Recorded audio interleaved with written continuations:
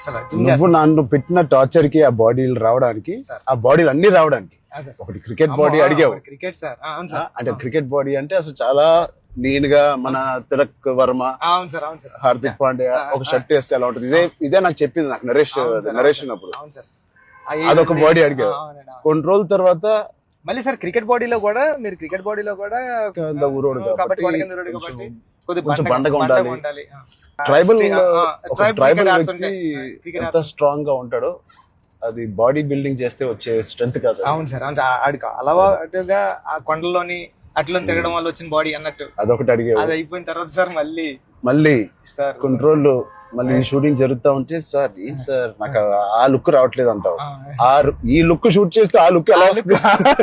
కుస్తీ లుక్ కావాలన్నా sir, wrestling నాకు రెజ్లింగ్ లుక్, కుస్తీ లుక్ కావాలంటావు సార్. నిజంగా చెప్పాలంటే సార్ నాకు అడగడానికి కూడా భయం వేసేది సార్. అంటే ఏంటి టైం లైన్ కూడా ఎక్కువ లేదు సార్.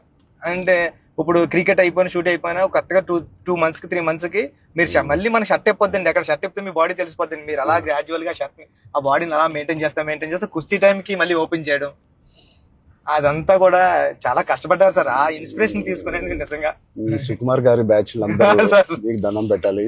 మరి మా గురుగారు అంత కాదు సార్. నేను నువ్వా సార్, మీ గురుగారు ఇంకా బెటరే బాబు సార్. బట్ నిజంగా ఇవన్నీ నేను చేసింది సుకుమార్ గారి అసిస్టెంట్ అనో లేకపోతే బుచ్చిబాబు ఉప్పెన తీసిన బుచ్చిబాబు కోసం కాదు. నేను నిజంగా చెప్పాను, I was in love with your script.